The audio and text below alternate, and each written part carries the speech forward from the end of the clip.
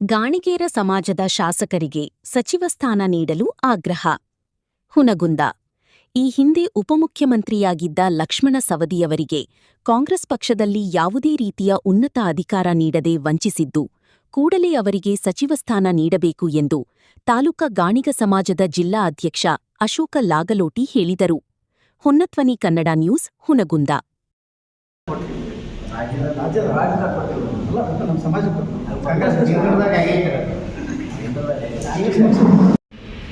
ಲಕ್ಷ್ಮಣ ಸವದಿಯವರಿಗೆ ಒಂದು ಸಚಿವ ಸ್ಥಾನ ಕೊಡಬೇಕಂತ ಮಾಧ್ಯಮದ ಮುಖಾಂತರ ಡಿ ಕೆ ಶಿವಕುಮಾರ್ ಅವರಿಗೆ ಆಗ್ರಹವನ್ನು ಮಾಡಿದ್ದೇವೆ.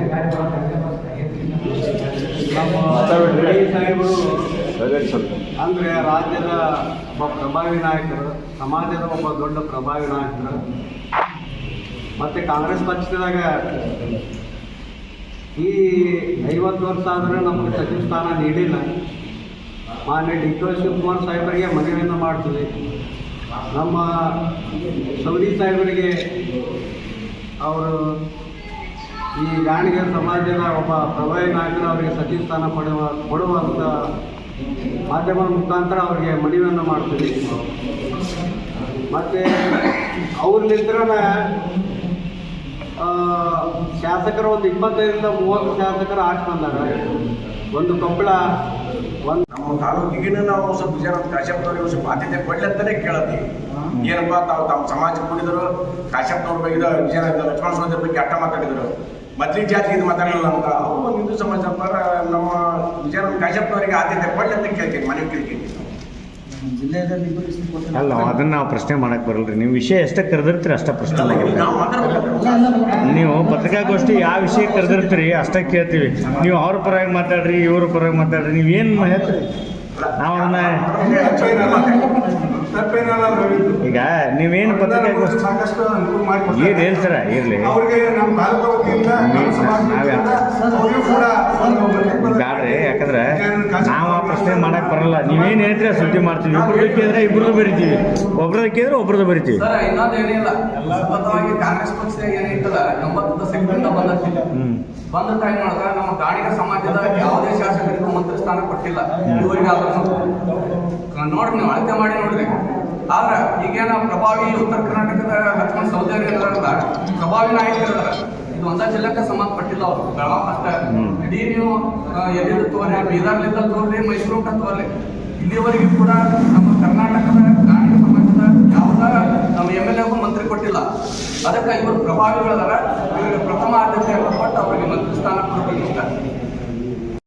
ಉದ್ದೇಶವನ್ನು ಯಾಕೆ ಕರೆದಪ್ಪ ಅಂತಂದ್ರೆ, ಇವತ್ತು ನಮ್ಮ ಮೊನ್ನೆ ಕರ್ನಾಟಕ ರಾಜ್ಯದಲ್ಲಿ ಏನೀಗ ಮುಖ್ಯಮಂತ್ರಿಗಳ ಬದಲಾವಣೆ, ಹಾಗೂ ಮಂತ್ರಿಗಳ ಬದಲಾವಣೆ ಆದ ನಂತರ ನಮ್ಮ ಗಾಣಿಗ ಸಮಾಜಕ್ಕೆ ಮೊದಲೇ ಪ್ರಾಶಸ್ತ್ಯವನ್ನು ಕೊಡಬೇಕಾಗಿತ್ತು. ಯಾಕಂದ್ರೆ ರಾಜ್ಯದಲ್ಲಿ ನಮ್ಮ ಗಾಣಿಗ ಸಮಾಜ ಮೈಸೂರು, ಮಂಡ್ಯ, ಕರ್ನಾಟಕದ ಎಲ್ಲ ಜಿಲ್ಲೆಗಳು ಸೇರಿ 45ರಿಂದ 50 ಲಕ್ಷ ಜನಸಂಖ್ಯೆ ಇರುವಂಥ ನಮ್ಮ ಗಾಣಿಗ ಸಮಾಜಕ್ಕೆ ಮಂತ್ರಿ ಸ್ಥಾನವನ್ನು ಇವತ್ತಿನ ದಿವಸ ಕೊಟ್ಟಿಲ್ಲ. ಅದಕ್ಕಾಗಿ ಕಾಂಗ್ರೆಸ್ ಪಕ್ಷದ ಏನು ಮುಖ್ಯಮಂತ್ರಿ ಆಗಿರ್ತಕ್ಕಂಥ ಡಿ ಕೆ ಶಿವಕುಮಾರ್ ಸಾಹೇಬರವರಿಗೆ ನಾನು ಗಾಣಿಗ ಸಮಾಜದ ಪರವಾಗಿ ಮನವಿ ಮಾಡ್ತಾ ಇದ್ದೇನೆ. ನಮ್ಮ ಸಮಾಜದ ಮಾಜಿ ಉಪಮುಖ್ಯಮಂತ್ರಿಗಳಾಗಿರ್ತಕ್ಕಂಥ ಲಕ್ಷ್ಮಣ ಸವದಿ ಸಾಹೇಬರು ಹಾಗೂ ನಮ್ಮ ಗಾಣಿಗ ಸಮಾಜದ ರಾಜ್ಯ ಮುಖಂಡರಾಗಿರ್ತಕ್ಕಂಥ ಸವದಿ ಸಾಹೇಬರಿಗೆ ಮಂತ್ರಿ ಸ್ಥಾನವನ್ನು ಕೊಡಬೇಕಂತೇಳಿ ಡಿ ಕೆ ಶಿವಕುಮಾರ್ ಅವರಿಗೆ, ಮುಖ್ಯಮಂತ್ರಿ ಆಗಿರ್ತಕ್ಕಂಥ ಡಿ ಕೆ ಶಿವಕುಮಾರ್ ಅವರಿಗೂ ಹಾಗೂ ಭಾರತ ದೇಶದ ಕಾಂಗ್ರೆಸ್ ಪಕ್ಷದ ಪದಾಧಿಕಾರಿ ಆಗಿರ್ತಕ್ಕಂಥ ರಾಹುಲ್ ಗಾಂಧಿ ಅವರಿಗೂ ಹಾಗೂ ರಾಷ್ಟ್ರೀಯ ಅಧ್ಯಕ್ಷರಾಗಿದ್ದಂಥ ಮಲ್ಲಿಕಾರ್ಜುನ ಖರ್ಗೆ ಅವರು ಸಹಿತ ನಮ್ಮ ಸಮಾಜ ಪರವಾಗಿ ಮನವಿಯನ್ನು ಮಾಡ್ತಾ ಇದ್ದಾನೆ. ನಮ್ಮ ಸಮಾಜದ ಒಂದು ರಾಜ್ಯದ ಮುಖಂಡರಾಗಿರ್ತಕ್ಕಂಥ ಲಕ್ಷ್ಮಣ ಸವದಿ ಅವರಿಗೆ ಒಂದು ಕ್ಯಾಬಿನೆಟ್ ದರ್ಜೆಯ ಮಂತ್ರಿ ಸ್ಥಾನ ಕೊಡಬೇಕಂತ ತಮ್ಮ ಮುಖಾಂತರ ನಾನು ಮನವಿಯನ್ನು ಮಾಡ್ತಾ ಇದ್ದೇನೆ. ಯಾಕಂದರೆ ಡಿ ಕೆ ಶಿವಕುಮಾರ್ ಅವರು ಯಾಕಂದ್ರೆ BJP ಪಕ್ಷದಲ್ಲಿ ಇರ್ತಕ್ಕ ನಾವು ಲಕ್ಷ್ಮಣ ಸವದಿ ಅವರು ಅಲ್ಲೇ BJPಯಲ್ಲಿ ಪಕ್ಷದ ಟಿಕೆಟ್ ತಪ್ಪಿಸಿದಾಗ ಮನೆಯಲ್ಲಿ ಕುಂತಿದ್ದರು. ಅವರನ್ನು ಅತನಿಗೆ ಹೋಗಿ ಸ್ವತಃ ಡಿ ಕೆ ಶಿವಕುಮಾರ್ ಅವರು ಮನೆಗೆ ಹೋಗಿ ಕರೆದು ನೀವು ನಮ್ಮ ಪಕ್ಷಕ್ಕೆ ಬರ್ರಿ, ನಿಮಗೆ ನಮ್ಮ ಒಳ್ಳೆ ಸ್ಥಾನಮಾನ ಕೊಡ್ತೇವೆ, ನಾವು ಪಕ್ಷಕ್ಕೆ ಟಿಕೆಟ್ ಕೊಡ್ತೇವೆ, ಒಳ್ಳೆ ಸ್ಥಾನಮಾನ ಕೊಡ್ತೇವೆ, ಗೌರವದಿಂದ ನಮ್ಗೆ ನೋಡ್ಕೋತೇವೆ ಅಂತ ಮಾತನ್ನು ಕೊಟ್ಟಂಥ ಡಿ ಕೆ ಶಿವಕುಮಾರ್ ಅವರು ಲಕ್ಷ್ಮಣ ಸವದಿ ಅವರಿಗೆ ಇವತ್ತಿನ ಮೊದಲೇ ಮಂತ್ರಿಮಂಡಲ ರಚನೆ ಮಾಡಿದಾಗ ಅವರಿಗೆ ಮಂತ್ರಿ ಸ್ಥಾನ ಕೊಡಬೇಕಾಗಿತ್ತು. ಆ ಮಂತ್ರಿ ಸ್ಥಾನವನ್ನು ಕೊಟ್ಟಿಲ್ಲ.